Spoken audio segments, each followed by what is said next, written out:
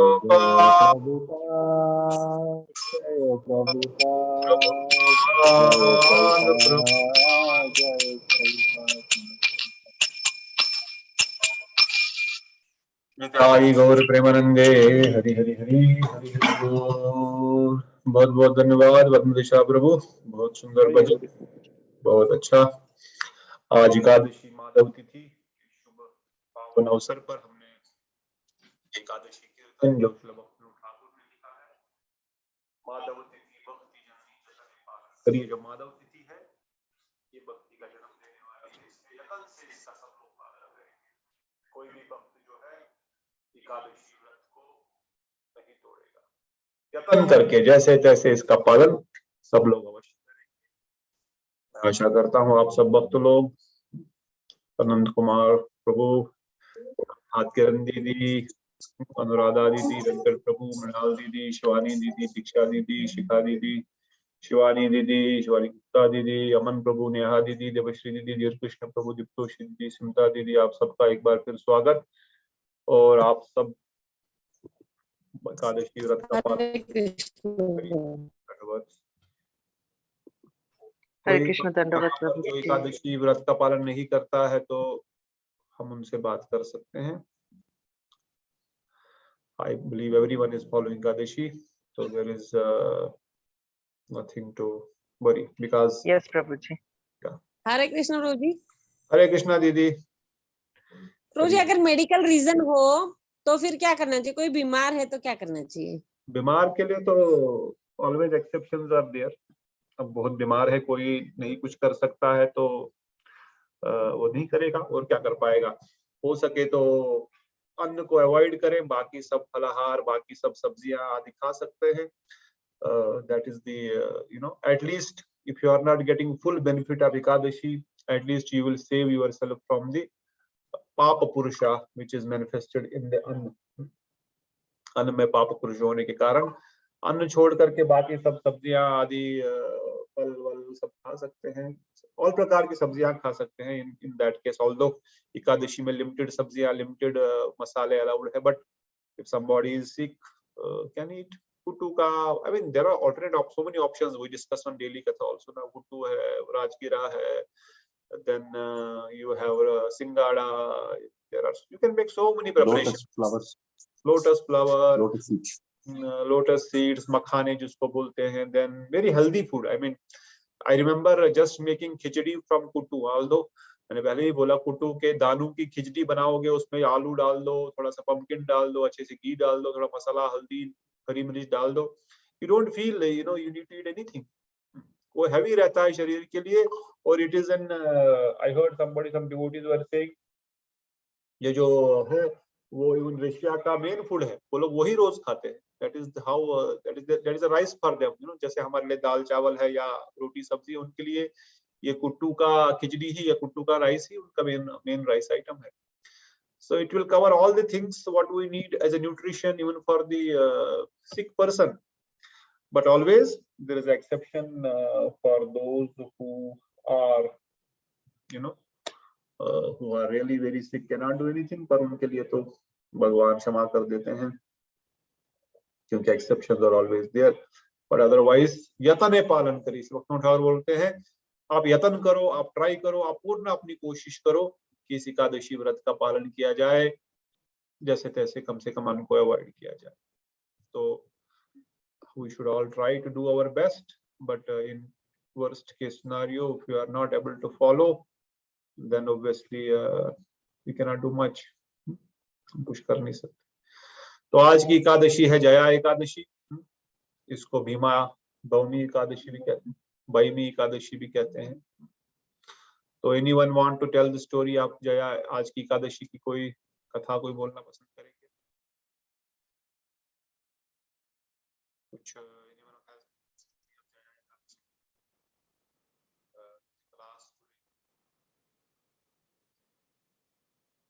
Okay, तो जो कथा। हरे कृष्ण प्रभु जी। हाँ दीदी बताइए। नहीं प्रभु जी, आपका वॉइस कभी कभी थोड़ा सा डाउन जा रहा है, और तो थोड़ा कम फिर ज्यादा, पता नहीं मेरे साथ ही है या सबके साथ है।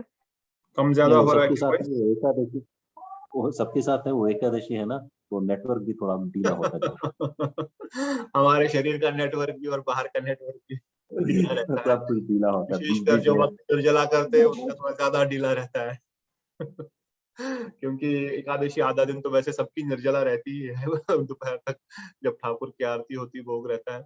बट मे बी नेटवर्क भी शायद थोड़ा गड़बड़ होगा। I will try to speak little louder, but if it is more problematic then please थोड़ा स्टॉप। जोर से बोलिए।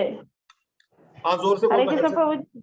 मैं हेडसेट लगाता हूँ, कुछ अगर हेडसेट लगा हाँ, के देखते हैं, कुछ अगर असर अच्छा आता है तो we will try to use the headset। हाँ ब्लूटूथ नॉर्मल नहीं है। एक minute, I will try to connect. हाँ इसमें लगा हुआ है, हेडसेट का है option. Okay then let us use Bluetooth. है तो अच्छा है, it is going to help maybe, शायद इसका कुछ फायदा हो। तो anyone want to say anything about Jaya Ekadashi, Bhimi Ekadashi, Bhima Ekadashi, whatever? I mean, दो नाम है इसके, जया भी कहते हैं और भीमी एकादशी भी इसका नाम है। मेरी आवाज आ रही है? Is it better? आ रही है प्रभु, आ रही है, साफ आ रही है। अरे बेटर यार देन अर्ली? अभी ठीक है किरण माता जी? प्रभु जी, अभी आ यस रही प्रभु जी ना। ओके, होपफुली बैक नेटवर्क में शायद गड़बड़, क्योंकि सैटरडे भी है ना, सैटरडे को थोड़ा सा जाम भी रहता है। So anyway we will first offer pranam to our masters, and before that we will chat Om Namo Bhagavate Vasudevaya. Everyone can say Om Namo Bhagavate Vasudevaya. Narayanam Namaskrityam. बोलिए नारायणं नमस्कृत्यं नरं चैव नरोत्तमम् देवीं सरस्वतीं व्यासं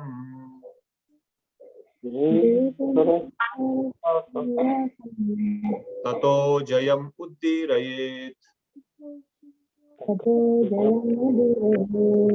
नष्टप्राये स्वभद्रेषु स्वभद्रेषु नित्यं भागवत सेवया।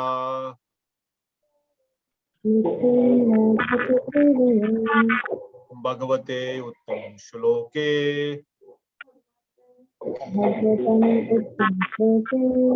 मुक्तिर्भवति निष्ठकी।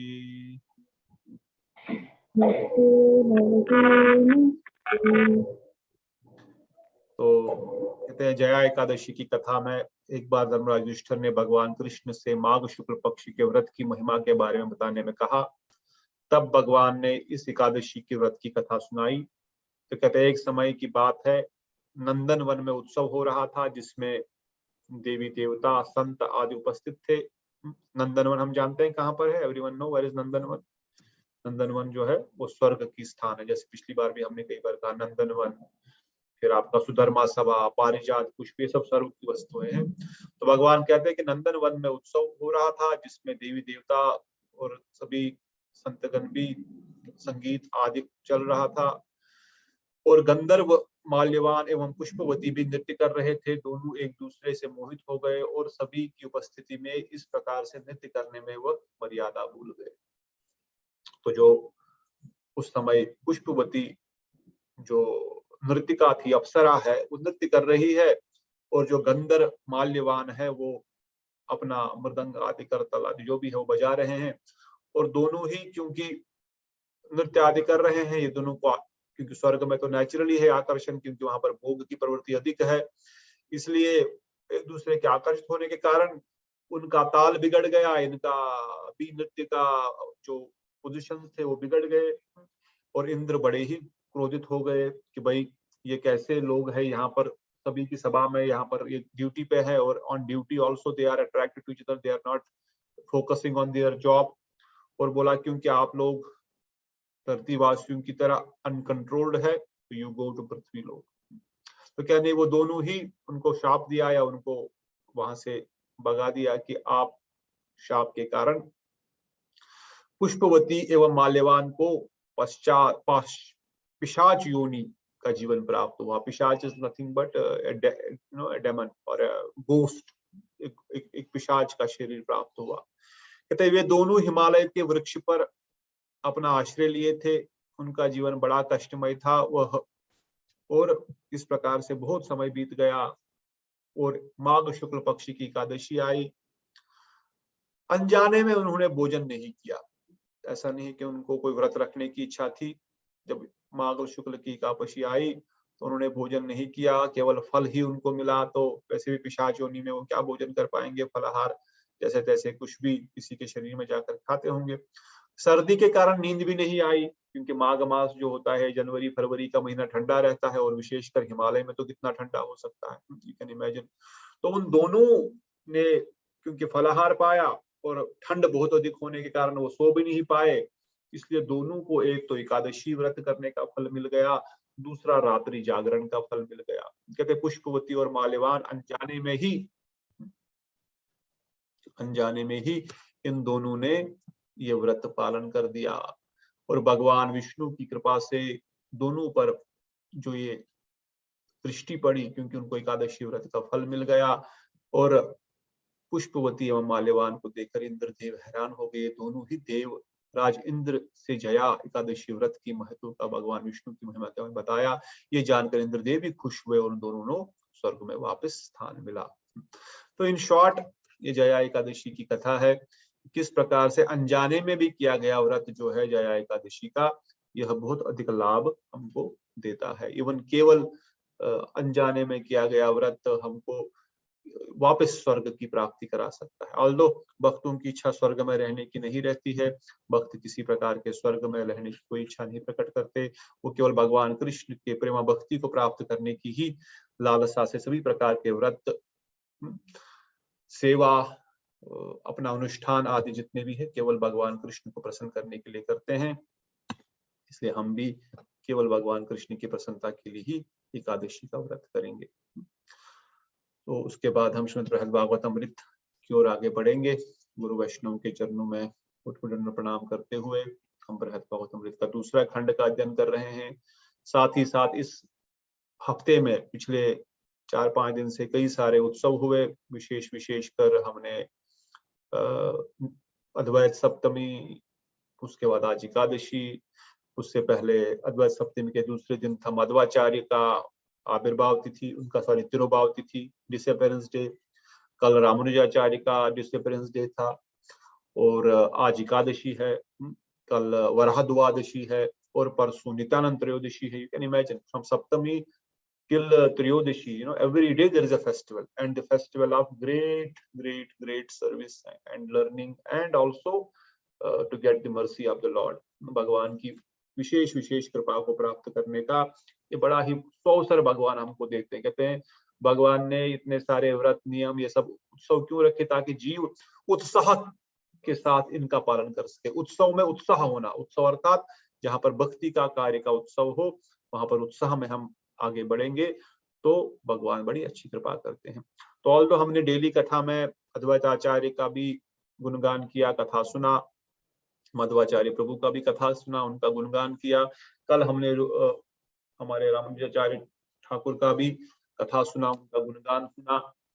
और फिर भी अगर कोई भक्त, क्योंकि कुछ भक्त लोग डेली कथा में नहीं आते हैं, if anyone want to just 2 minutes 3 minutes glorify Advaitacharya और रामानुजाचार्य और मध्वाचार्य, तीनों आचार्य देखो, अद्वैताचार्य, माधवाचार्य, रामानुजाचार्य, इन आचार्यों का कोई गुणगान किसी भी एक आचार्य का 2 मिनट 3 मिनट 5 मिनट करना चाहेंगे, please feel free to unmute, अपने आप को अनम्यूट करें और आप इनका गुणगान, पुष्पांजलि, या इनसे हमने क्या सीखा, व्हाट इज द लर्निंग, या उनका वैशिष्ट्य क्या है, थोड़ा सा उनका जीवन का बारे में बोल सकते हैं, या what is the speciality more than the external life history of these acharya. More important is what did they came to give, what was the real reason of their appearance, वो क्यों आए संसार में, और उनका क्या, इस धरती को क्या लेके गए, what did we learn from their life, from their teachings, from their life episodes. Anyone कोई कुछ बोलना चाहेंगे, please feel free, don't feel शाई। हमारे माता महाराज बोलते हैं डोंट फील शाई। तो अगर कोई कुछ बोलना चाहेंगे 2 मिनट 3 मिनट तो आपका बहुत बहुत स्वागत है बोलने के लिए। एनीवन? 1 2 3 टिक टिक। ठीक है, अगर कोई नहीं बोलेंगे तो हाँ So Padmaja. I'll take a minute. I'll take Yes. this 1 minute, Prabhu. Yes, So yes, sure. 2 we minutes, all 3 know minutes. that right, in Hyderabad, they are making a big statue Temple. for Ramanujacharya, right? So Yes. it's called as the Statue of Equality, and there are a lot amount of discussions that are being done. And if we spend some time listening to that information and all of them, it is really, really big to see what is the kind of thing that is there. So I'll just live with only one thing. So again, the importance is about Guru Tattva that is being said in the Vaishnava Sampradaya in a big way. So maybe I'll take some other time and talk in detail about that Bhagavad Gita shloka and that all those things there.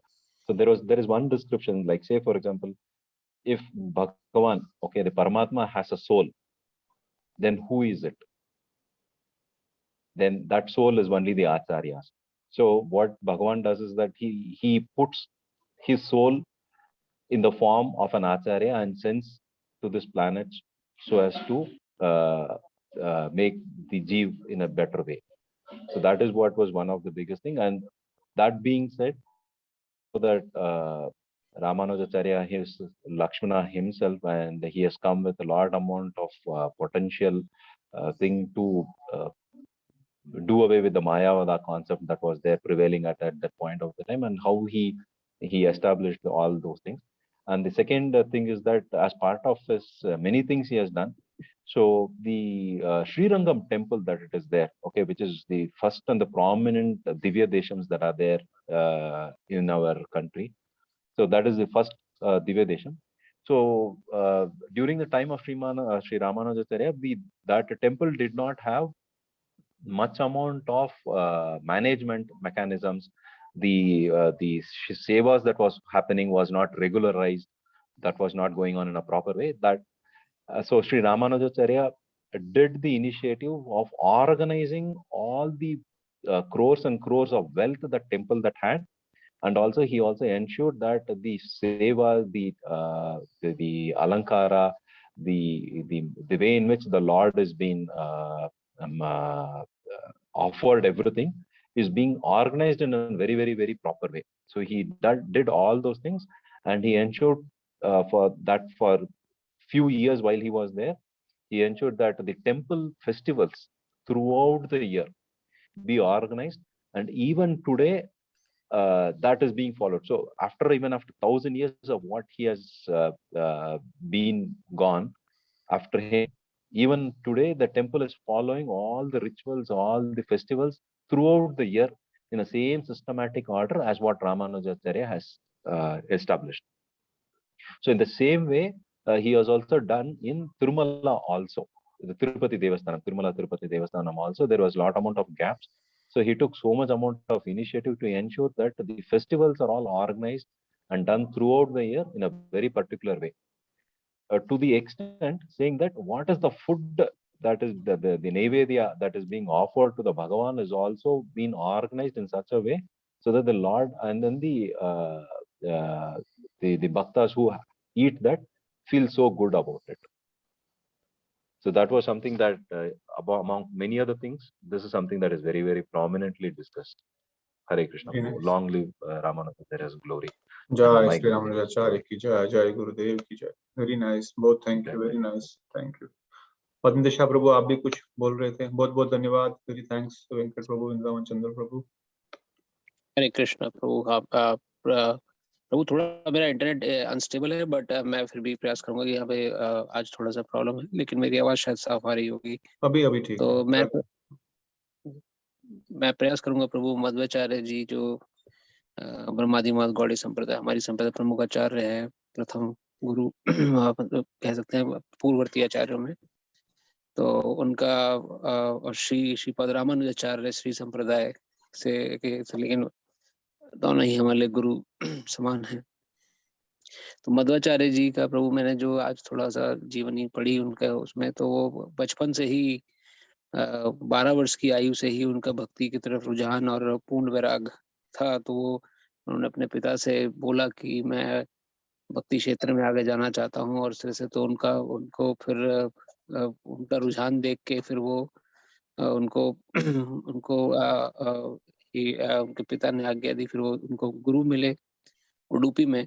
तो उडुपी में उनका जो साक्षात्कार हुआ गुरु से, तो ब्रह्म सूत्र का ज्ञान उन्होंने जब गुरु से लिया, तो अपने ही गुरु को उन्होंने इस प्रकार से मतलब कि जब वो ज्ञान लिया उन्होंने, तो इतना कंठस्थ किया उस ज्ञान को कि उनके गुरु ही उनसे इम्प्रेस हुए। और काफी ज्यादा उसका बीच में उल्लेख मिलता है जो कि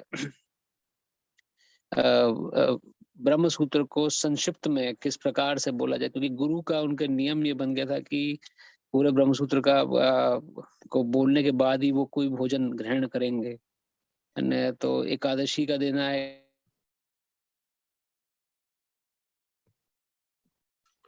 Okay, now we lost you.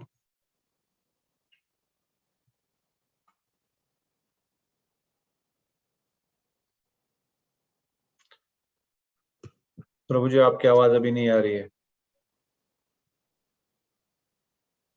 Hare Anyone Krishna. can- हाँ, you are back. तो मैं फटाफट थोड़ा प्रभु संक्षिप्त में बोलता हूँ, फिर थोड़ा सा आपको स्टेबल है। 1.5x स्पीड पे यूज करना पड़ेगा अभी। हम YouTube देखते हैं ना 1.25 1.5x। मैं प्रयास करता हूँ प्रभु तो उनका प्रमुख तौर पे मध्वाचार्य जी ने जो है तुंगभद्र नदी के आसपास जो जितने भी मायावादी सन्यासी थे उनका खंडन किया था। उनको उन्होंने चैलेंज किया कि क्यों आप भगवान को अपने तुल्य मानते हैं, किस प्रकार से भगवान के हम सभी सेवक हैं, उनकी सेवा के तुल्य हैं। जो मायावादी फिलॉसफी है कि ब्रह्म सत्य जगत मिथ्या और किस प्रकार से हम एक दिन भगवान बन जाएंगे, तो वो मायावादी फिलॉसफी का खंडन प्रमुख तौर से उन्होंने किया। और उनकी मुलाकात फिर वेदव्यास जी से भी हुई बद्रिकाश्रम में मध्वाचार्य जी की। और वेदव्यास जी के जो 4 शिष्य थे प्रमुख, जैमिनी ऋषि, और उन सभी में प्रमुख वेदव्यास जी ने इनको सर्वोपरि माना और कहा कि आप ही मेरी परंपरा, इस प्रकार से परंपरा का आगे करें। क्योंकि वहाँ वर्णन मिलता है कथा में कि वेदव्यास जी ने कहा कि आप ही मेरे हृदय के मर्म को समझ पाए हैं कि किस प्रकार कृष्ण ही सर्वोपरि हैं और हम सभी उनके सेवा के तुल्य हैं, सेवक हैं एक तरीके से। तो मध्वाचार्य जी ने उसी बात का आगे प्रचार प्रसार किया। और उनको वायुदेव जी का भी अवतार माना जाता है एक प्रकार से। मध्वाचार्य जी को इंकारनेशन की भीम और हनुमान जी के अवतार भी वर्णन मिलता है कथा में कि उनको उस रूप में भी जाना जाता है। और मध्वाचार्य जी ने वहां पर उनकी जीवनी में आता है कि उन्होंने लिखा कि इसी संप्रदाय में उनसे भी ज्यादा स्ट्रॉन्गर और एकनिष्ठ जो वैष्णव जन्म लेंगे और स्वयं कृष्ण इसी परंपरा में जन्म लेंगे महाप्रभु के रूप में। तो वो मध्वाचार्य जी ने पूर्व घोषित कर दिया था अपनी जीवनी में आके। तो उडुपी में उनका मेन पास टाइम प्लेस है मध्वाचार्य जी का, साउथ इंडिया में। एंड वी आर ब्लेस्ड कि मध्वाचार्य Lost again.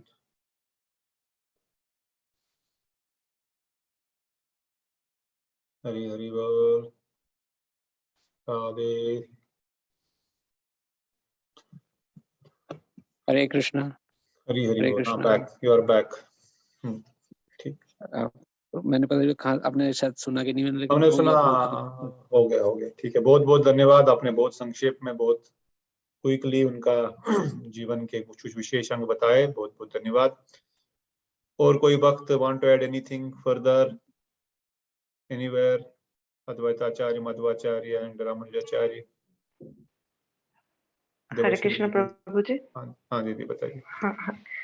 हाँ, मैं 2 मिनट बस अद्वैत आचार्य के बारे में थोड़ा बताना चाहती हूँ।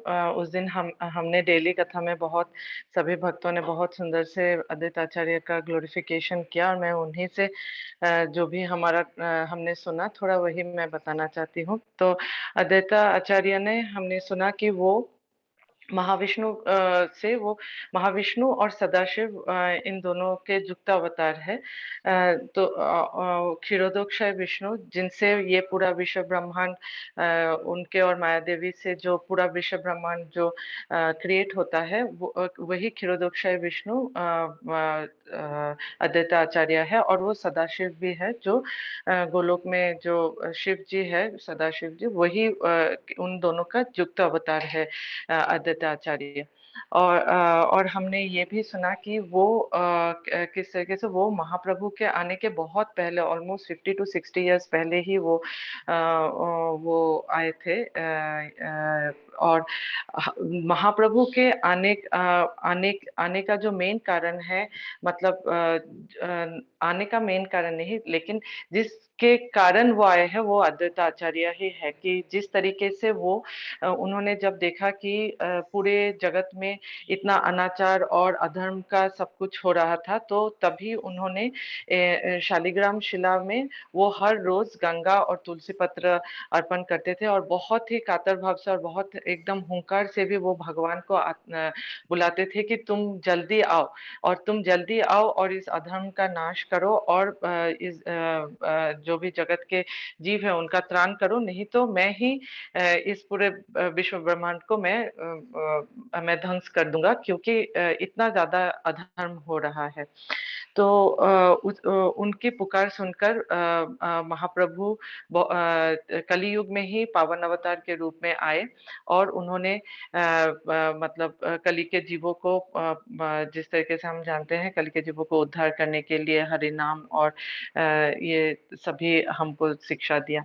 तो और उनके बारे में उस दिन हमने बहुत ही सुंदर उनकी लीलाओं के बारे में सुना, लेकिन मैं बस 2 ही लीलाओं के बारे में उनके बताना चाहती हूँ। एक तो ये कि किस तरीके से जब उनके पिता का श्राद्ध हुआ तो वहां पे नामाचार्य हरिदास आए थे।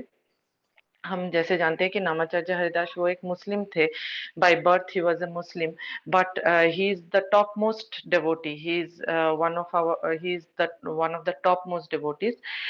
तो उस कारण से अद्वैत आचार्य ने उन्होंने देखा कि किसको सबसे ज्यादा इन द मोस्ट जैसे मोस्ट रेस्पेक्टेड पोजीशन में किसको बैठाना चाहिए, तो उन्होंने नामाचार्य हरिदास ठाकुर को बैठाया। तो उस जैसे उन्होंने ऐसा किया तो वहां पे जो दूसरे ब्राह्मण थे उन्होंने इसका बहुत ही they didn't like that and they were almost about to leave, they almost left that place. तो लेकिन अद्वैत आचार्य ने वो वहाँ वो ही didn't change, he respect although like Namacharya Haridas was also saying that you are respecting me and because of that others are feeling and I'm not capable of receiving such respect, but still he respected him and showed that the Vaishnava whatever he is, he can be a Shudra, a Brahman, a Vaishya or any other caste, any other religion, but a Vaishnava is the top most respectable person और हमें जिस तरीके से उनको ही सबसे ज्यादा respect देना चाहिए। तो एक तो ये लीला के बारे में मैं थोड़ा बताना चाहती थी और दूसरा और एक लीला के बारे में बताना चाहती थी कि किस तरीके से जब महाप्रभु के सन्यास के बाद भी सची माता ने वो मतलब लीला के तरीके से उन्होंने अद्वैत प्रभु को बोला कि आपके कारण ही मेरे दोनों बेटे सन्यास ले चुके हैं और मतलब वो बहुत दुख से ऐसे इस तरीके से वो बोलने लगी, बिकॉज हम जानते हैं कि विश्वरूप जो महाप्रभु के बड़े भाई थे वो भी अद्वैत आचार्य के यहाँ पे बहुत ज्यादा वो उनके स्कूल में जाते थे, उनके क्लासेस में जाते थे, उनके प्रवचन सुनते थे। ये तो इस तरीके से उसके कुछ ही दिनों बाद विश्वरूप ने संन्यास ले लिया था। तो सची माता बोलने लगी कि आपने ही आपके कारण ही मेरे दोनों बेटों को संन्यास लेना पड़ा। तो बाद में जब महाप्रभु सबको कृपा कर रहे थे, सबको अपना कृपा दे रहे थे, तो जब सची माता को देने की बारी आई तो उन्होंने बोला कि नहीं, उनसे वैष्णव अपराध हुआ है, उन्होंने अद्वैत आचार्य का के चरणों में वैष्णव अपराध किया है, तो मैं उनको कृपा नहीं करूंगा। लेकिन फिर बाद में अद्वैत आचार्य ने बोला कि नहीं, वो विश्व की जननी है, वो महाप्रभु की जननी है, इसलिए विश्व की जननी है, इसीलिए उनसे कभी कोई भूल हो ही नहीं सकता। लेकिन अगर कुछ ऐसा लग रहा है कि कुछ भूल हुआ है तो मतलब इट इज फॉरगिवन। फिर ऐसा कहने के बाद ही महाप्रभु ने उन सची माता के ऊपर भी कृपा की। हरे कृष्ण प्रभु जी, मैं इतना ही बोलना चाहती थी। बहुत धन्यवाद दिव्यश्री दीदी। तो हमने इन वैष्णव आचार्यों के बारे में थोड़ा बहुत सुना। उनका गुणगान तो असीम है, अनंत है। हमने डेली क्लास में भी 1-1 घंटा, 1.25 घंटा, 2 घंटा भी कथा सुनी, परंतु तब भी हम उनका पूरा गुणगान नहीं कर पाए। तो सब लोग जानते हैं श्री कृष्ण चैतन्य महाप्रभु जो है वो स्वयं कृष्ण है, इसका नाम है श्री कृष्ण। और जो नित्यानंद प्रभु है स्वयं बलराम है, और जो अद्वैत आचार्य प्रभु है यह जो है महाविष्णु है। महाविष्णु या कर्णोदक्षाई विष्णु बोल सकते हैं। और जो श्रीवास ठाकुर है वो नारद मुनि है, और गदाधर पंडित जो है वह राधा रानी है। इनको बोलते हैं पंच तत्व। ये 5 तत्व है, 5 भगवान के 5 स्वरूप बोल सकते हैं एक प्रकार से। How the image is not coming, but anyway. तो अद्वैत आचार्य दीदी ने समझाया महाविष्णु और स्वयं जो है शिव जी भी है। उसी प्रकार से मध्वाचार्य पवन देव के अवतार है, और पवन पुत्र होने के कारण उनका वैशिष्ट्य क्या था, उन्होंने विशेष कर से हम सब जीवों को समझाया कि कैसे भगवान और जीव में भेद है। What is the contribution. He was Mayavada Shatadushani, जो जगत गुरु प्रभुपाद जी ने जो पुस्तक लिखा मायावाद की जीवनी, मायावाद शतदोषिनी, मायावाद के 100 दोष कि हम ब्रह्मस्मि, मैं ही ब्रह्म हूँ, हम सब ब्रह्म है, खलिदम ब्रह्म, सभी कुछ ब्रह्म में लीन हो जाएगा। ये जो विचारधारा है ये एक गलत विचारधारा है। जो विचारधारा है ये एक प्रॉपर शास्त्रिक अंडरस्टैंडिंग नहीं है। इसमें से जीव और भगवान में जो भेद है वह भेद को खंडित कर दिया गया है, इसलिए इसको अद्वैत बोलते हैं कि हम दो नहीं, हम एक है। तो इस अद्वैतवाद को कि हम और भगवान, हम कल को भगवान बन जाएंगे, इस विचार को मध्वाचार्य प्रभु ने बड़ा विशेष रूप से खंडन किया कि जीव अगर भगवत धाम जाने के बाद भी वह भगवान का सेवक ही रहेगा, वो भगवान का दास ही रहेगा, वो भी भगवान नहीं बन सकता है। नित्य बद्ध अवस्था में भी वो भगवत दास है, और नित्य सिद्ध अवस्था में भी वो भगवान का ही दास रहेगा। और विशेषकर उन्होंने बताया जीव और जीव में क्या भेद है। 2 भेद है यहाँ पर। जीव अलग अलग जीव में अलग अलग कॉन्शियसनेस के अनुसार भेद है। देन जीव और भगवान में भेद है, भगवान और माया में भेद है। 3 चीजें हैं, जीव तत्व, भगवान तत्व और माया तत्व। हाँ, तटस्था, अंतरंगा और बहिरंगा शक्ति भगवान की। या भगवान और जीव में भेद, भगवान और माया में भेद, जीव और जीव में भेद, जीव और माया में भेद, माया और भगवान में भेद, जो हमने बता दिया। तो इन चीजों को बड़े विशेष रूप से उन्होंने स्थापित किया कि भगवान, जीव और माया 3 अलग तत्व है, ये तीनों एक कभी नहीं हो सकते हैं, ये तीनों एक नहीं है। इस चीज को विशेषकर माधवाचार्य ने स्थापित किया, और बहुत सारे मायावादी सन्यासियों को अपना शिष्य बनाया। शक्ति उनमें अपूर्व थी। वायुदेव पवन पुत्र है, वायुदेव स्वयं है, पवन पुत्र के समान है। उसमें असीम शक्ति। बचपन में ही बड़े बड़े पत्थर उठा के ढक्कन के रूप में रख दिए थे। राक्षस का एक भूत जो भूत बन गया था, ब्रह्म राक्षस, उसका उद्धार कर दिया।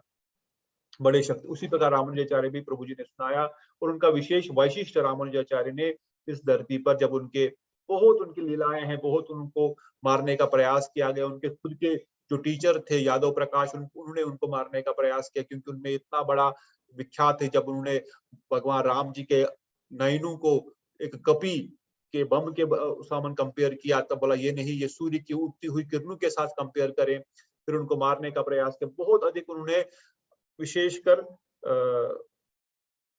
उन्होंने इस चीज को स्थापित किया कि कैसे शुद्ध भक्ति का प्रचार किया जा सके, विशेषकर जो नियम जो श्री वैष्णव फॉलो करते हैं कि किस प्रकार से नियमित रूप से वेंकट को बताया अलग अलग स्थानों में जाकर के नियमित रूप से कैसे भक्ति का पालन किया जाए, वैदिक भक्ति को स्थापित किया, ये उनका वैशिष्ट था। विशेषकर जब उन्होंने संन्यास लेने के लिए यमुनाचार्य से जब वो गए तो यमुनाचार्य ऑलरेडी शरीर छोड़ चुके थे, तो उन्होंने उनकी 3 उंगलियां बंद थी, कल भी हमने वर्णन किया 3 उंगलियां बंद थी और 2 खुली थी। तो बोले ये 3 उंगलियां बंद क्यों, हाथ तो पूरे खुले होते हैं, परंतु बोले हम पता नहीं, हम कई बार उनके शिष्य बोले हम इनका हाथ खोलने का प्रयास कर रहे हैं पर इनके हाथ खुल नहीं रहे हैं, कुछ तो इसके पीछे रहस्य है, आप इनको पूछ। तो उन्होंने शरीर छोड़ चुके हैं उनके एक प्रकार से गुरु यमुनाचार्य, पर उन्होंने कहा मैं समझ गया ये 3 उंगलियां क्यों बंद है। तो उन्होंने बोला मैं प्रॉमिस करता हूँ, I will give you 3 promises। When he said first promise is I will write commentary on Vedanta Sutra, जो वेदांत सूत्र के ऊपर मैं भाष्य लिखूंगा जिसको श्री भाष्य कहा जाएगा। वेदांत सूत्र पे मायावादी भाष्य था, वैष्णवों का भाष्य, अर्थात उसके ऊपर कमेंट्री नहीं थी। What is the real meaning of Vedanta Sutra? मायावादी कहते हैं वेदांत सूत्र का अर्थ है यही है कि हम सब एक ही, हम सब ब्रह्म है, तो ये विचार ठीक नहीं है, मैं इसको श्री भाष्य लिखूंगा जो रियल कमेंट्री वेदांत सूत्र की होगी। दूसरा, मैं सभी को हरिनाम दूंगा, मैं जितना जहां तक जा सके आई विल गिव द हरिनाम, मैं सबको हरिनाम दे करके उनका कल्याण का कार्य करूंगा और पूरे विश्व में, पूरे भारतवर्ष में मैं भक्ति शास्त्र का प्रचार करूंगा। भगवान की भक्ति जो है, जो भक्ति भगवान का विशेष जो स्वरूप है उसका प्रचार करूंगा। वेद पुराण अखंड ब्रह्मांडकारम ये सब नहीं, मैं भगवान की भक्ति का विशेष रूप से प्रचार प्रसार करूंगा। जब ये 3 वचन रामानुजाचार्य ने उन यमुनाचार्य जी के सामने बोले तो उनकी एक एक करके एक एक उंगली खुली और 3 उंगलियां खुली। तो ये स्थापित हो गया कि रामानुजाचार्य जो है एक विशेष मिशन के लिए आए हैं। उनके भक्तों की बहुत सारी कथाएं हैं, हम तो कल थोड़ा बहुत सुन चुके हैं, अगर उसको फिर से सुनेंगे तो हमारा आज का टॉपिक वैसे ही खत्म हो चुका है। समय 10-15 मिनट और हम लेंगे, otherwise we will be not able to go to our real topic of Brihad Bhagavatamrita. So we will again come back to our real topic. Any questions? Surely we can cover, but if none, then we will start Brihad Bhagavatamrita. कोई प्रश्न इन आचार्यों के जीवन के वैशिष्ट के बारे में? तो कथा तो हमने इनकी बहुत और भी सुन सकते हैं, उनका जीवन चरित्र, मगर what was their contribution, what was their main goal? Even Gurudev says Madhvacharya, although मैंने कल भी बताया, फिर भी it is again a very important point to remember. Our Gurudev Srila Bhaktivinoda Goswami Maharaj also says, although Madhvacharya's services, he is our acharya and we are from the same sampradaya, Mahaprabhu Sachinandan Gaur Hari accepted him, his sampradaya, because in the same sampradaya he was supposed to come. But again Gurudev says, जो जिस प्रकार से वो गोपाल, तो उनके यहाँ भी गोपाल की पूजा होती है, उनके यहाँ भगवान कृष्ण की ही पूजा होती है उडुपी में, फिर भी still then what उसको बोलो उस साइड पर, still there is a one विशेष understanding we have to keep. जो मध्व संप्रदाय में जिस प्रकार से भगवान की पूजा होती है वह विधि वैदिक भक्ति का प्रतिष्ठाता है। They serve lord but with the mind of awe and reverence. वहां पर वैदिक भक्ति की प्रतिष्ठा है, वहां पर वैदिक भक्ति का ही प्रचलन है। परंतु हमारे जो महाप्रभु सच्चिनंदन, विशेषकर माधवेंद्र पुरी के आने के बाद जब गुरु परंपरा आगे बढ़ी, सच्चिनंदन गौरहरि ने उसको जो है वो राग मार्ग भक्ति के वैशिष्ट प्रदान किया। So although we are Madhva Sampradaya, we follow Madhvacharya from the core of our heart in terms of this Vaishnava Siddhanta, but when it comes to the goal, still further deep, although we may say समुद्र में नहाने के लिए अंदर घुसा तो चाहे 2 feet 4 feet है तो समुद्र के अंदर ही है, संप्रदाय तो वही है। तो अगर हम और डीप समुद्र में जाकर के जहां से विशेष विशेष हीरे मोती जवाहरात निकालते हैं, जिसको राग मार्ग भक्ति का वर्णन करते हैं।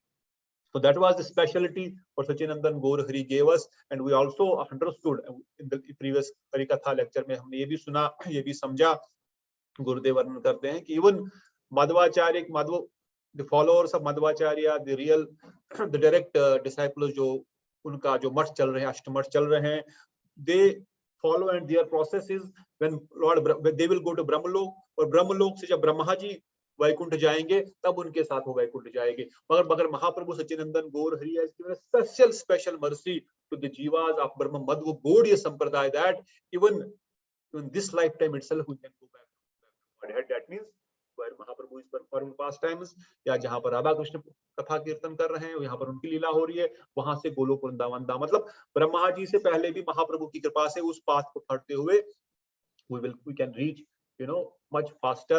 And even that is the specialty of, you know, Madhva Gaudiya Sampradaya in Vaishishta.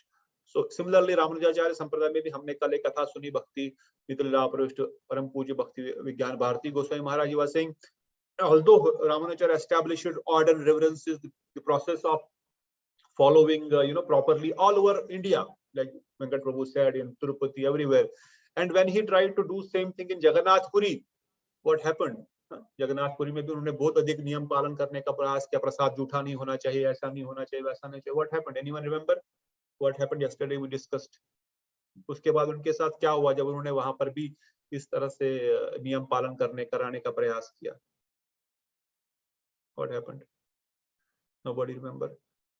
He was transported same night to Kurma देश. जगन्नाथ जी ने उनको जगन्नाथपुरी से उठा करके कुर्म देश में पहुंचा दिया, जहां पर वो भूखे रहे कुछ समय के लिए, क्योंकि उनको लगा शिव जी नीचे शिवलिंग है, मगर वो कुर्म भगवान थे, फिर कुर्म भगवान को भोग लगा करके उनके खाया. तो कहने का तात्पर्य ये भी है कि ऑल्दो विधि विधान is very important, but at the same time above विधि विधान इज राग मार्ग, प्रेम भक्ति. तो जगन्नाथ जी ने in one sense we can say he told him to, you can do this in other all over India, but in Jagannath Puri this is how the service will be done.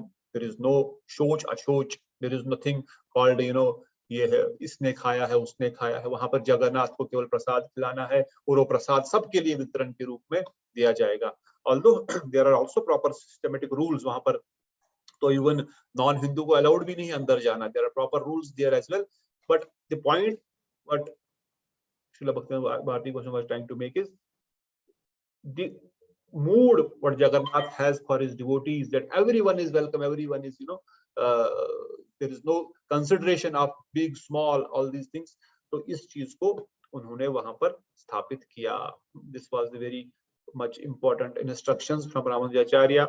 तो हमने बृहद भागवत अमृत ग्रंथ में सुना किस प्रकार से गोप Kumar, because समय कम है, I am not going to revise all the things we heard. ब्रह्मन गोप कुमार की जर्नी हम देख रहे हैं. वो कामाक्षा से आए हुए ब्राह्मण के बाद वो जब गोवर्धन में गोप कुमार ने अपनी जर्नी का शुरुआत किया, गोवर्धन से वो प्रयाग गंगा किनारे गए. वहां पर वो उस ब्राह्मण को देखे जो शालिग्राम पूजा कर रहे थे. उनके बाद उनके साथ बड़े ही he was very opulently serving Lord, you know, Lord Shaligram, even सोने के सिंहासन पे, but still he said I have limitations, I am a Brahman, I have limitations. Then the king of the South India Padmanabha स्वामी का विशेषकर हमारे वैष्णव वर्णन करते हैं कि किस प्रकार से वहां पर सेवा देखी, फिर वहां के राजा बने. वहां पर राजा बनने के बाद he felt, you know, ये किंगडम का राजपाट बहुत ही भारी है और इसमें भगवत भक्ति में विघ्न आ रहा है. और वहां पर भी थोड़ा बहुत उनको लगा कि किस प्रकार से भगवान के प्रसाद को जूठा माना जाता है, फेंक दिया जाता है, क्योंकि किसी शूद्र की अगर उसके ऊपर परछाई भी पड़ी तो उसको फेंक दिया जाता है. तो इस प्रकार से उन्होंने वहां से जगन्नाथपुरी के बारे में सुना. जगन्नाथपुरी पहुंचे. जगन्नाथपुरी में जगन्नाथ जी का दर्शन किया. पहले तो दर्शन करके ही वो अनकॉन्शियस हो गए, वो सब कुछ भूल गए और जगन्नाथ जी का आलिंगन करने के लिए दौड़ गए. पर जगन्नाथ जी के पंडू ने पकड़ करके उनको बाहर कर दिया, जगन्नाथ जी के मंदिर से बोला ऐसा नहीं भगवान का आलिंगन किया जा सकता. फिर उनको खूब प्रसाद पाया. प्रसाद पा के कहते हैं इतने आनंदित हो गए कि जैसे जगन्नाथ का ही उनको स्वरूप उनके हृदय में चला गया है. फिर रोज वहां पर कई वर्षों तक वहां पर वो जगन्नाथ जी का दर्शन करते थे. उनकी इच्छा थी मैं कैसे कब जगन्नाथ जी की साक्षात सेवा कर सकूं, साक्षात में उनका दर्शन मतलब उनके अंदर जाकर के उनकी खुद सेवा कर सकूं.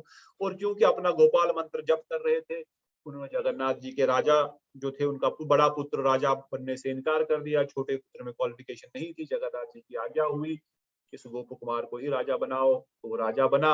और जगन्नाथ जी पुरी में जाकर के उन्होंने राज्यपाठ किया और खुद साक्षात जगन्नाथ जी की सेवा की. फिर अपने गुरुदेव को देखा जगन्नाथ मंदिर में. फिर जब उनको देखा, कहाँ पर देखा उनको? समुद्र किनारे. और फिर वहां पर देखने के बाद उन्होंने उनको बताया कि ये मंत्र से तुमको तुम्हारा अभिष्ट सिद्धि प्राप्त होने वाली है, जो तुम जानते भी नहीं हो वो भी मिलने वाला है. क्योंकि पहली बार गुरुदेव ने केवल मंत्र दिया था और वो मूर्छित हो गए थे. और जब उनकी मूर्छा खुली, जब वो वापस कॉन्शियसनेस में आए, होश आया उनको, तो ना ये कुछ बोल पाए ना वो कुछ बोल पाए। इसे मंत्र का जप तो कर रहे थे, गोपाल मंत्र का अध्ययन तो हो रहा था, जप तो हो रहा था, मगर इसका अभिष्ट क्या है, इससे क्या मिलने वाला। तब उन्होंने कहा तुम एक गोप कुमार हो, तुम शीघ्र ही अपने जो तुम्हारा अभिष्ट है उसको प्राप्त कर लोगे। उसके बाद हमने सुना किस प्रकार से जगन्नाथ जी की कुछ समय सेवा करने के बाद उनका इच्छा हुई मैं वृंदावन चला जाऊं, वृंदावन की बहुत याद सता रही थी, पर जगन्नाथ जी की सेवा कैसे छोड़ूं, जगन्नाथ जी भी कृष्ण ही है ये जानते थे। तो स्वयं जगन्नाथ जी ने उनको आके कहा आप वृंदावन चले जाओ, वृंदावन में जो मदन गोपाल है और यहाँ जो मैं हूँ साक्षात एक ही है, कोई बात नहीं, आप वृंदावन हो आओ। जब वृंदावन पहुंचे, कहते वृंदावन पहुंचने के बाद वो अलग अलग स्थानों पर रहे, गोवर्धन, नंदगांव, बरसाना घूमते घूमते चुपके चुपके अपने पुराने मित्रों से, पुराने परिवारजनों से किसी को न मिले और चुपके चुपके अपना साधन भजन अपना हरिनाम करते थे, गोरस आदि का पान करते थे और कथा कीर्तन में डूबे रहते थे। इतने में उनको जगन्नाथ जी की भी इच्छा हुई जगन्नाथ जी का दर्शन फिर से करूं। पर जब वो इस प्रकार से सोच रहे हैं, कुछ ब्राह्मण वहां पर आए, कुछ ब्राह्मण स्वर्गलोक का वर्णन कर रहे हैं कि स्वर्गलोक में किस प्रकार से बहुत अधिक जो है स्वयं भगवान एक लकड़ी के रूप में, एक विग्रह के रूप में नहीं बल्कि इंद्र के वायु उपेंद्र के रूप में साक्षात विराजमान रहते हैं। तो उन्होंने जब ये सुना, बोले ये स्वर्गलोक कहाँ पे होता है, बोलते हैं इस धरती से थोड़ा सा ही ऊपर जाकर के एक दूसरे प्रकार का लोक है जहाँ पर बहुत ही प्रकार की सुख सुविधाएं हैं। तो सुख सुविधाओं से उनका आकर्षण न हुआ, परंतु उपेंद्र के बारे में जब सुना कि साक्षात भगवान वहां पर विराजमान होते हैं, उनकी इच्छा हुई कि मैं काश उस स्थान पे उनका दर्शन कर पाता। और क्योंकि सनातन गोस्वामी पाद कहते हैं मंत्र के प्रभाव से, मंत्र की शक्ति से, और उनको किसी प्रकार का मटेरियल डिजायर नहीं थी, वो केवल भगवान की दर्शन की लालसा से, जो ही उन्होंने इस प्रकार से इच्छा प्रकट की, कुछ समय बाद अवश्य ही वहां से कहते हैं गोप कुमार एक बड़ा सा सुंदर विमान आया जो मुझे उठा कर करके स्वर्गलोक पहुंचा दिया। स्वर्गलोक में हमने प्रथम खंड में सुना है स्वर्गलोक का कितना सुंदर वर्णन किया गया, स्वर्गलोक में क्या डिफेक्ट्स है वो भी हमने सुन लिए। पर गोप कुमार कहते हैं although I know there were some defects in Swargaloka as well, but I was satisfied seeing Lord Upendra directly sting and taking the service from Indra. Indra से उपेंद्र किस प्रकार से बात करते थे, किस प्रकार के उनके हाथ से अर्चन आदि लेते थे, उनके हाथ से प्रसाद आदि लेते थे। मैंने जब देखा, मैंने दंडवत प्रणाम किया उन उपेंद्र को। उपेंद्र मतलब स्वयं विष्णु ही है, वो भगवान कृष्ण, भगवान नारायण का ही एक स्वरूप उपेंद्र के रूप में। उपेंद्र अर्थात इंद्र का छोटा भाई, उप इंद्र। मगर ये उपेंद्र कौन है? ये स्वयं भगवान ही है। ये अपना जो अदिति के पुत्र है, अर्थात अदिति के पुत्र है, जो वहां पर निरंतर आते रहते हैं। तो कहते हैं मैंने दंडवत प्रणाम किया उनको, डंडे की तरह उन्होंने मुझे उठाया, बोला तुम पास में आके बैठो। उनको मेरा बड़ा प्रेम दिया। उनका दर्शन करने मात्र से, उनके स्पर्श करने मात्र से मुझे लग रहा था मेरा जीवन जो है सफल हो गया, कितना आनंद है। पर मेरे हृदय में एक इच्छा हो रही थी बार बार कि जैसे तैसे मैं भी क्यों ना इनको अपने हाथ से भोजन कराऊं, कब मैं इनको अपने हाथ से खिलाऊं, कब मैं इनको अपने हाथ से इनके चरण दूं। जिस प्रकार इंद्र इनकी सेवा कर रहा है, तब मेरा ऐसा सौभाग्य हो। परंतु बिना स्वर्ग के किसी भी प्रलोभन से दूर मैं इस प्रकार की इच्छा करते हुए अपने मंत्रों का जप कर रहा था कि गुरुदेव ने मंत्र दिया था। एक बार इंद्र ने क्या किया, इंद्र से गलती हो गई बड़ी सी। इंद्र ने किसी ऋषि की पत्नी को रेप किया। Because is always in the mood off sense gratification. स्वर्ग में इसे गुरुवर्जन विवरण करते हैं, स्वर्ग में भजन साधन करना बड़ा कठिन है। क्यों? क्योंकि वहां पर चारों ओर भोग ही भोग है, चारों ओर भोग की सामग्री है। और जो जीव जड़ बुद्धि जिसकी है, जो संसार के ही छोटे मोटे भोगों से बाहर नहीं निकल पा रहा है, वो स्वर्ग में के भोगों से कैसे बाहर आ पाएगा। इंद्र ने गलती की और बड़ा ही शर्मिंदा हो गया और कहीं भाग गया। सब लोग, सभी देवतागण उसको ढूंढ रहे हैं, मगर इंद्र कहीं नहीं मिले। इतने में उपेंद्र आए और कहा इसी गोप कुमार को यहाँ का राजा बना दो, यही क्वालिफाइड है, इसको राजा बना दो। कहते हैं सनातन गोस्वामी पाद टीका में लिखते हैं, तो कैसे बृहस्पति या उनकी माता ने या सची जो इंद्र की धर्मपत्नी ने इसको स्वीकार किया। कहते क्योंकि उपेंद्र की आज्ञा थी और मैं किसी प्रकार से भोग विलास में विलित न था, मैं उनकी भी उसी प्रकार सेवा किया जिस प्रकार इंद्र करते थे। तो सबने, बृहस्पति ने उनको इंद्र का पोस्ट दिया। अभी वो इंद्र के स्वर्ग के राजा बन गए। और कहते हैं उस समय में स्वर्ग का राजा बनने के बाद मैंने विशेषकर स्वर्ग में मैंने क्या किया, मैंने विष्णु भक्ति का प्रचलन शुरू कर दिया। क्योंकि स्वर्ग के अंदर ये धरती लोक भी है, देवताओं के अनुगत्य में हम सब मनुष्य आते हैं, तो मनुष्य जो भगवान विष्णु की अधिक भक्ति करेगा उसको फटाफट बहुत अधिक वैकुंठ जाने का प्रवास। But I made it more and more favourable for devotees as compare to non devotees. मैंने उनको मोर फेवरेबल किया ताकि ये लोग भगवान को प्राप्त कर सके। तो कहते हैं इतने में 1 वर्ष बीतने को आ गया, मैं स्वर्ग का राजा के रूप में वहां पर रहा।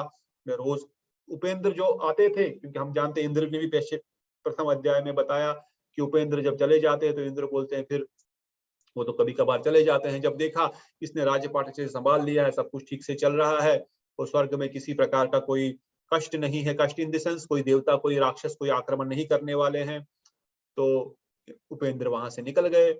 उनके विरह में मुझे लगा ये तो अभी नहीं आ रहे हैं। पर एक दिन क्या हुआ, मैं देख रहा हूँ सारे देवतागण खड़े होकर के कुछ लोग आए हुए हैं, कुछ लोग आए हुए ऋषि मुनि जैसे प्रजापति उनका पूजन कर रहे हैं। तो सब लोग उनका आरती दिखा रहे हैं, उनका पूजन कर रहे हैं। तो मैं देख रहा हूँ ये देवताओं के सभी इंसान इन देवताओं की पूजा करते हैं, सभी मनुष्य लोग इनकी पूजा करते हैं। ये कौन से मनुष्य है जिनके देवतागण पूजा कर रहे हैं? तो मैं तो खड़ा रहा, पर कुछ देवताओं ने मुझे ऐसे कोनी मार के बोला तुम भी करो, तुम भी करो। तो मैंने भी उनका पूजन करना शुरू कर दिया। फिर मैं उनको पूछ रहा हूँ ये कौन है जिनकी आप ये पूजा कर रहे हैं? Who are these people? ये लोग कौन है? तो कहते हैं उन देवताओं ने तो कुछ बोला नहीं, परंतु उस समय जो बृहस्पति थे उन्होंने कहा ये जो है ये सब के सब जो है इनको बोलते हैं प्रजापति। ये प्रजापति है, ये ब्रह्मा जी के मानस पुत्र है, ब्रह्मा जी ने इनको प्रकट किया है। इन्हीं की संतान हम सब जीव है, जितने भी हम सब इस संसार में इस भूमंडल पे है, हम इन्हीं के पुत्र है, इन्हीं के संतान है। जैसे कि 20 प्रजापतियों का वर्णन भागवतम चैतन्यचरितामृत में विशेष रूप से किया गया है। और भी प्रजापति हो सकते हैं, परंतु विशेषकर अंगिरी, अत्रि, वरिष्ठा, ब्रह्मा, दक्ष प्रजापति जिसको हम बोलते हैं, फिर वशिष्ठ, विश्वकर्मा, विश्वामित्र, स्वयंभू मनु, ये सब के सब प्रजापति है। इन्हीं के प्रजापतियों के नाम पर हमारा जो गोत्र भी आता है। अगर किसी को जो विशेषकर पंडित जो ब्राह्मण होते हैं या बाकी लोग भी किसी भी कास्ट के हो, हम कई बार हम पूछते हैं ना पूजा करानी है तो आपका नाम और आपका गोत्र बता दो। तो ये गोत्र कहाँ से आए? ये गोत्र इन ऋषियों से ही आए, इन ऋषियों से ही आए। थोड़ा बहुत उनके पुत्र भी हो सकते हैं जिनके नाम से भी कुछ गोत्र हैं, परंतु विशेषकर जैसे वशिष्ठ, गर्ग, कश्यप, भरद्वाज, ये सब अलग अलग गोत्र जो है इन ऋषियों की ही हम संतान है। We are not from the monkeys. We are not following the Darwin theory. We have not come from monkeys. We have come from these rishis. इन प्रजापति, इनका एक अलग लोक है जिसको बोलते हैं महर लोक। वहां पर ये सब ऋषि मुनि रहते हैं अपने परिवार समेत, और इन्हीं प्रजापतियों के हम सब संतानें हैं, और इन्हीं प्रजापतियों के नाम पर हमारा गोत्र है। अर्थात जो मेरे पिताजी होंगे, उसके पिताजी होंगे, उसके पिताजी होंगे। Originally we have come from one of these rishis. For example, if you ask most, I mean, from birth perspective, I am from Kashyap Rishi. हम कश्मीर के रहने वाले हैं। सभी लोग कश्यप ऋषि से नहीं होते, but our density is coming from Kashyap. So मेरा गोत्र जो है कश्यप है। कोई व्यक्ति हो सकता है भरद्वाज गोत्र से हो, क्योंकि उनके पिता के पिता के पिता के ओरिजिनल फोर फादर जो हमारे हैं भरद्वाज हो सकते हैं, किसी का विश्वामित्र हो सकते हैं, किसी के मारीच हो सकते हैं, किसी के अंगिरी हो सकते हैं। तो इन्हीं के नाम पे अलग अलग गोत्र हमको मिलते हैं। So technically to understand how these गोत्रास आर फॉर्मड, ये गोत्र कैसे बनते हैं।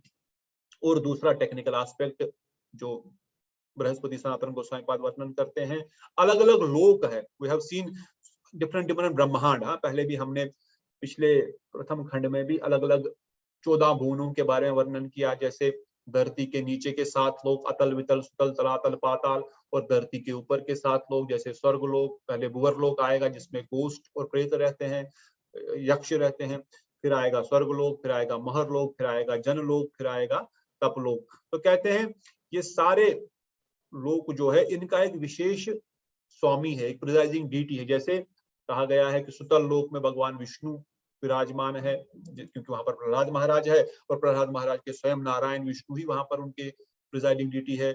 सप्तपाल लोक में शेषनाग, जिसको शेषनाग हम बोलते हैं, शेष वहां का प्रिजाइडिंग डीटी है। आदिकल्प अतल लोक में रुद्रदेव भगवान शिव रुद्रदेव वहां के प्रिजाइडिंग डीटी है। वितल लोक में रुद्र है, और आदिकल्प में शेष है, और सप्तम दीप लोक में है। तो इस प्रकार से अलग अलग जो ये जो 14 भुवन है 14 प्लैनेटरी सिस्टम से, विशेषकर जो नीचे के लोग हैं, इनमें अलग अलग देव, अलग भगवान की, कृष्ण के, भगवान विष्णु के अलग अलग रूप में वहां पर ये विराजमान है। और अगेन सनातन गोस्वामी पाद इज एक्सप्लेनिंग, जिस प्रकार दीप होता है, जैसे हम जो हमारा जो ये दीप है इसको बोलते हैं जम्बू दीप। इस जम्बू दीप में फिर अलग अलग वर्ष आते हैं। पिछली बार भी हमने कहा इलावर्त वर्ष हो गया, भारत वर्ष हो गया। हम जिस वर्ष में रहते हैं इसको भारत वर्ष रहते हैं। तो जम्बू दीप में जिस वर्ष में हम रहते हैं उसको भारत वर्ष कहते हैं। और ऐसे अलग अलग जो वर्ष है, किम पुरुष वर्ष, अलग अलग दीप भी इस प्रकार है। हमने एक बार एक पिक्चर भी देखी थी जहां पर हनुमान जी रहते हैं किंग पुरुष वर्ष में, इलावत वर्ष। तो different, this is beyond our understanding at this stage. अभी हम केवल भारत वर्ष को जानते हैं, भारत वर्ष के एरियाज को समझते हैं, but there is something more than that. जैसे बताया कि पक्ष दीप का में सूर्य देव वहां के प्रिजाइडिंग डीटी है, इलावर्त वर्ष में संकर्षण वहां के प्रिजाइडिंग डीटी है, भद्र वर्ष में हयग्रीव भगवान, हम सुबह मंगलारती में कहते हैं राम कृष्ण हयग्रीवा, हयग्रीव भगवान इज द प्रिजाइडिंग डीटी इन भद्र वर्षा। इलावत वर्ष में वहां पे जो विशेष प्रिजाइडिंग डीटी अर्थात जो वहां पर सभी कार्यभार संभालते हैं वो है संकर्षण। तो इस प्रकार से अलग अलग दीपों के अलग अलग वर्षों में भगवान ने अलग अलग रूप से अवतार लेकर के या अलग अलग रूप से वहां पर आकर के कार्यभार उन जीवों का कल्याण करने के लिए कार्यभार संभाला हुआ है। तो फिर जब बृहस्पति मुनि से गोप कुमार सुन रहे हैं इन प्रजापतियों के बारे में, अरे ये प्रजापति कहाँ रहते हैं, उनको पूछते हैं। बोलते हैं प्रजापति जो है इनका एक अलग लोक है जो इस स्वर्ग लोक से ऊपर है। कहते हैं ऊपर इन द सेंस जहां पर इंद्र का जो सुख है, इंद्र को जो सुख मिलता है, ये आनंद मिलता है यहाँ पर अप्सराओं के भोग में, या इस संसार का जो जड़ानंद वो ले रहे हैं, उस आनंद से मिलियन टाइम्स प्रजापति वहां पर आनंद की अनुभूति करते हैं। पर वहां पर किसी प्रकार का जड़ वस्तु का आनंद नहीं है, वहां पर किसी प्रकार सेंस ग्रेटिफिकेशन का आनंद नहीं है। वहां पर जो आनंद है वह जड़ से परे ब्रह्म आनंद की अनुभूति वहां पर है। एक प्रकार से ब्रह्मानंद भी पूर्ण नहीं है, मगर वहां पर भगवान सहस्त्र शीर्ष यज्ञ पुरुष के रूप में विराजमान रहते हैं। ये सारे प्रजापति जो है यज्ञ आदि करते हैं। यज्ञ आदि करने के बाद साक्षात जो है भगवान नारायण सहस्त्र शीर्ष या यज्ञ पुरुष के रूप में यज्ञ में से प्रकट होते हैं और इन सब के आहुतियों को, इन सब के अन्न भोग आदि को स्वीकार करते हैं, इनको आशीर्वाद देते हैं, इनको अपना प्रसाद देते हैं और इसमें ही इनका ये जीवन आनंद की अनुभूति करते हैं। तो सनातन गोस्वामी पाद दिखाते हैं किस प्रकार से जब तक जीव जड़ वस्तु में आनंद की अनुभूति लेता रहेगा, जब तक हम संसार में अपनी इंद्रियों को ही अपने आनंद का स्रोत समझेंगे, द प्लेजर पोटेंसी और the pleasure we are getting is only from the senses, तब तक क्या होगा, तब तक क्या होने वाला है, तब तक हम जड़ आनंद के ऊपर की अनुभूति कर ही नहीं सकते। हम स्वर्ग के आनंद की अनुभूति भी नहीं कर सकते, उसके बारे में सोच नहीं सकते, because we are satisfied here in this material world, chewing the chewed, चबाए हुए को गन्ने समझ करके भूसे को चबाने के कारण अपने दांतों से खून निकलने को ही हम आनंद की अनुभूति समझ रहे हैं। वी आर थिंकिंग इसी में टेस्ट है। क्यों? बिकॉज हमको लगता है भाई जो मैं अभी संसार में जड़ वस्तुओं को, जो डेड मैटर है, उसको आनंद की अनुभूति कर पाऊंगा, परंतु नहीं। ये संसार का कोई भी सुख स्वर्ग के सुख के एक क्षण मात्र, एक 100th पार्ट भी नहीं है। You may think I am very happy in this material world. I have all the things. मेरे पास सारे appliances है, सब कुछ है, सभी है, स्त्री, धन, परिवार, पुत्र, बंगला, गाड़ी, whatever you can imagine. ये सब होने के बाद भी स्वर्ग में केवल नंदन कानन वन में जो बैठने का आनंद है, इसके समान कुछ भी नहीं। You cannot even imagine. वहां पर अप्सराओं का तो कहना ही क्या। You cannot even imagine. कहते हैं एक देवता अगर इस धरती पर खड़ा हो जाए, हम आपके मोहल्ले में आ जाए, तो पूरे का पूरा मोहल्ला क्या, पूरे के पूरा गांव, पूरे बेंगलोर का पूरा will get unconscious.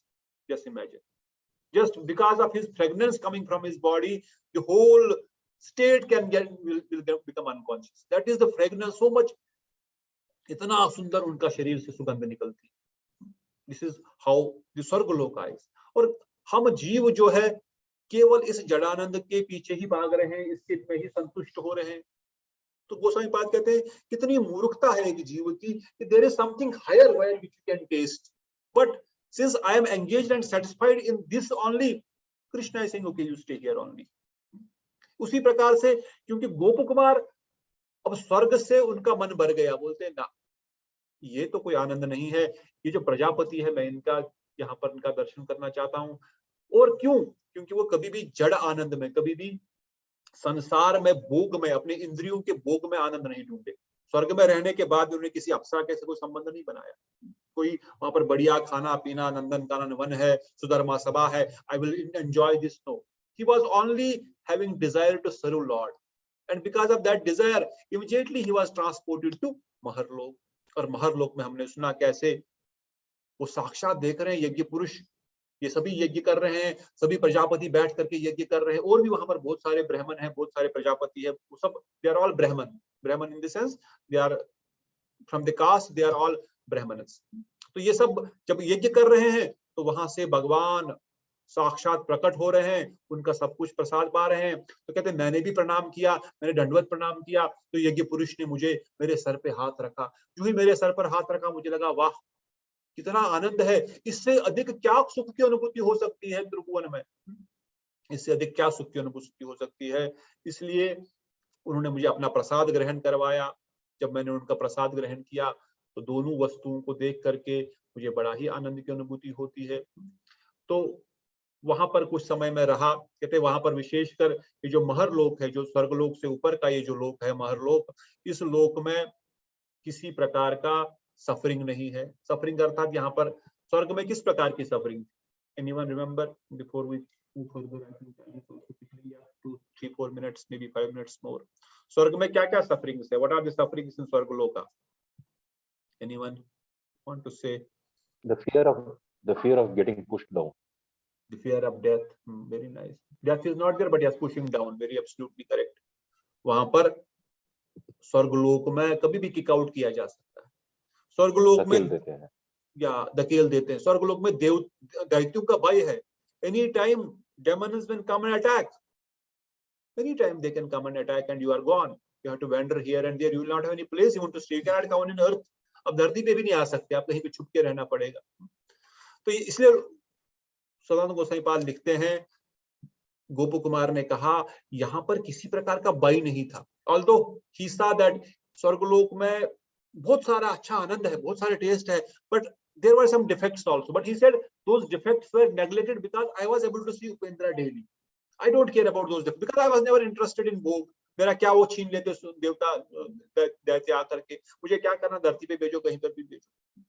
But when I reached, when one reaches महरलोका, Maharlok में किसी प्रकार से भय नहीं है, वहां पर किसी प्रकार से जेलसी नहीं है, क्योंकि जब एक दूसरे को धकेल करके बाहर निकलने का प्रॉब्लम ही नहीं है तो जेलसी, वहां पर किसी प्रकार की जेलसी नहीं हो सकती है।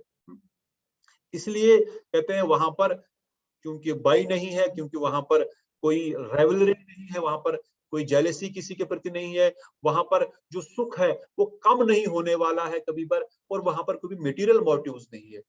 The activity what everyone is doing in Maharlok, Prajapati गण जो भी कार्य करते हैं, ये सारे कार्य जो होते हैं, ये सारे कार्य केवल भगवान की प्रसन्नता के लिए, यज्ञ पुरुष की प्रसन्नता के लिए। मुझे संसार में कोई बड़ी बढ़िया गाड़ी मिले, बढ़िया बंगला मिले, बढ़िया अप्सरा मिले भोग करने के लिए, बढ़िया I get all material things, no, because there is no requirement of material things over there. This has come, अब ये तीन भुवनों से ऊपर उठ गया है।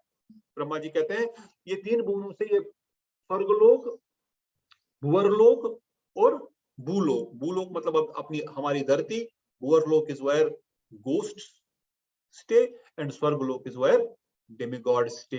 इन तीन लोकों से परे ये जो लोक था, यहाँ पर इन सब में किसी भी प्रकार का कोई रेवलरी नहीं थी, कंपटीशन नहीं था, इसलिए सब लोग यहाँ पर बड़े आनंद में रह रहे थे। Everyone was happy staying there and I also was very happy staying there. और फिर मुझे इन प्रजापतियों ने कहा, ब्राह्मणों ने कहा, आप भी एक ब्राह्मण का पोस्ट ले लो, you also become a brahmin and stay here forever and then maybe get married, have your own life and do everyday yajna. Lord will appear and you can then be very happy here. तो कहते गोप कुमार, मैंने कहा नहीं, मुझे अपने मंत्र के प्रभाव से वो ब्राह्मण पोस्ट लेना ठीक नहीं रहा। आई थॉट मैं वैश्य ही ठीक हूँ, मैं गोप कुमार ही ठीक हूँ। क्यों?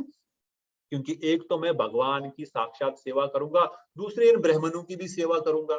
अगर मैं भी ब्राह्मण बन जाऊंगा तो इनकी सेवा कैसे करूंगा। कहते गोप कुमार कहते हैं although there was no fault in Maharloka, I did not accept the post of Brahma, I mean Prajapati or Brahman to become a Brahman there, but instead I kept chanting my mantra.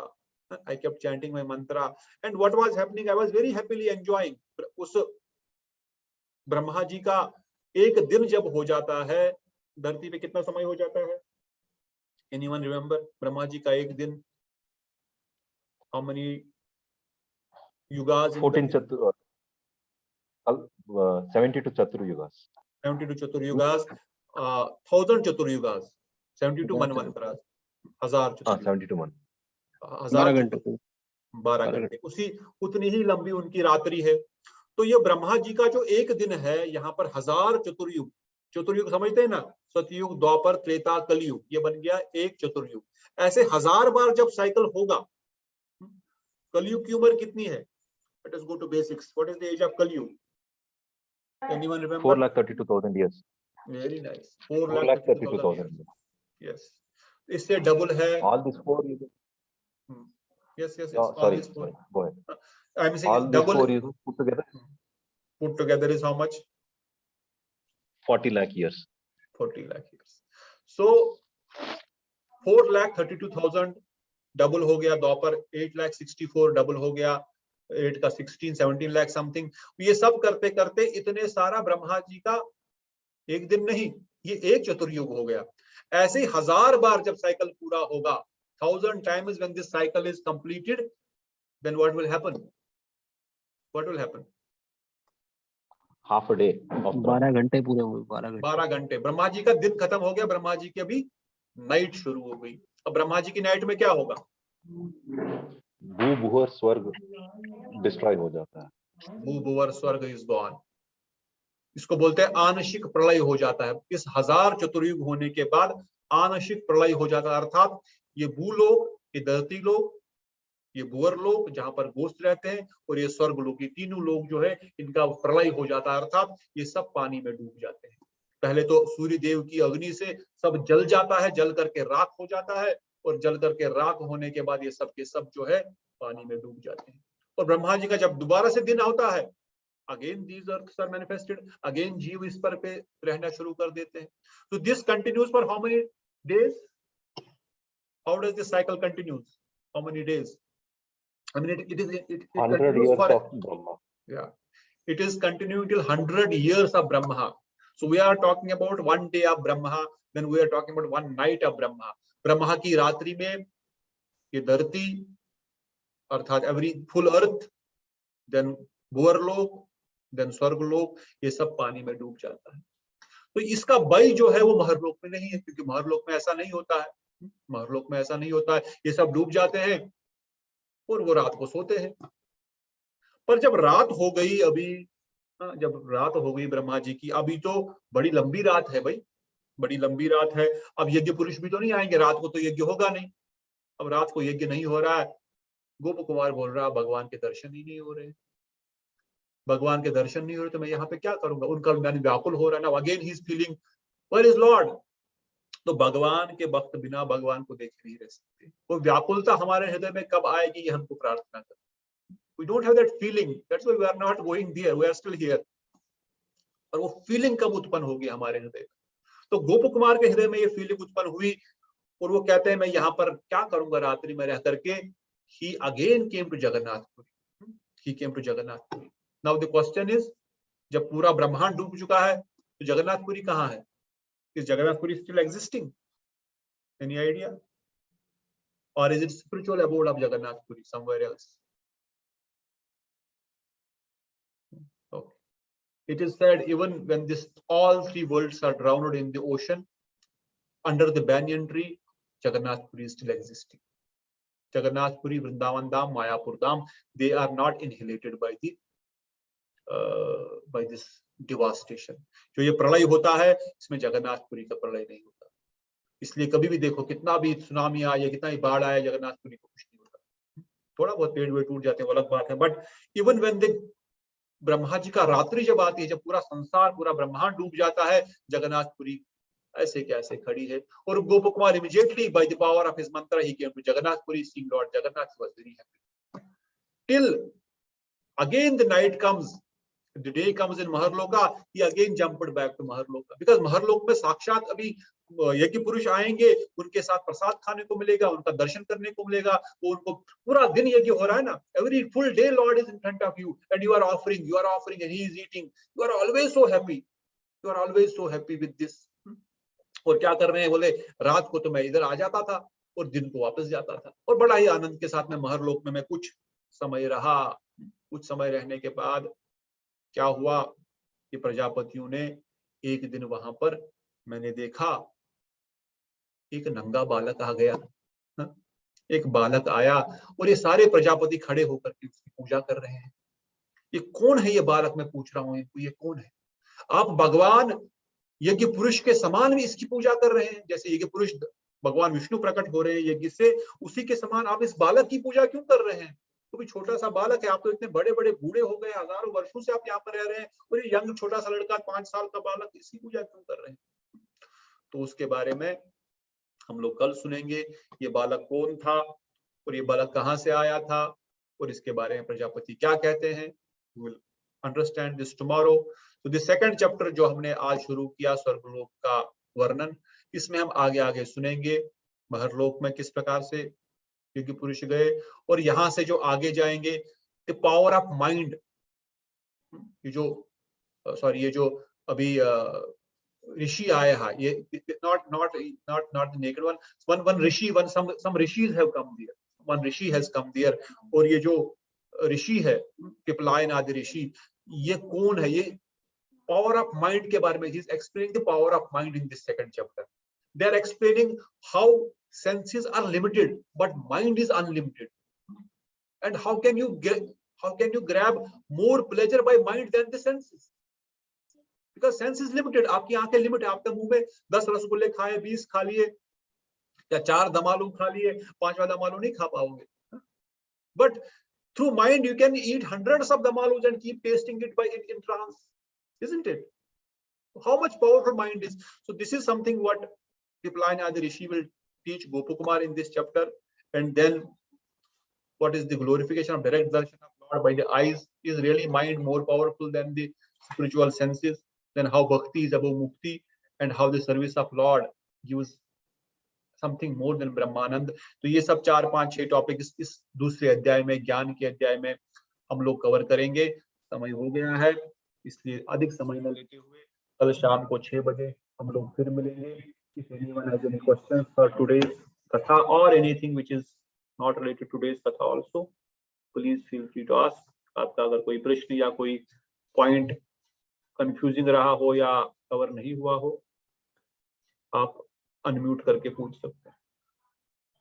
तो आज हमने ज्यादा कथा जो हमारे अद्वैताचार्य, मध्वाचार्य और रामानुजाचार्य के चरणों में पुष्पांजलि की, बृहद भागवत अमृत का हमने अंत में 15, 20, 25 मिनट,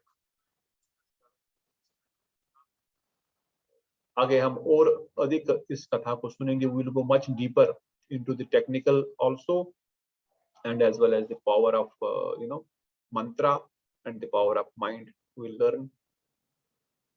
तो अगर कोई प्रश्न नहीं है तो मैं अपनी वाणी को विराम देता हूं। अगर कोई प्रश्न है तो फिर से पूछ सकते हैं। पद्मदेश आगे, यहाँ बहुत लेट हो गया है, वहां पर रात का 1 बज चुका है यूएस में। तो आपका धन्यवाद प्रभु, आप इतनी देर तक जगते रहें। आप रेस्ट कर सकते हैं मुझे एडमिन बनाने के बाद। So nothing to worry to be, I know कथा में वो आनंद इतना आता है कि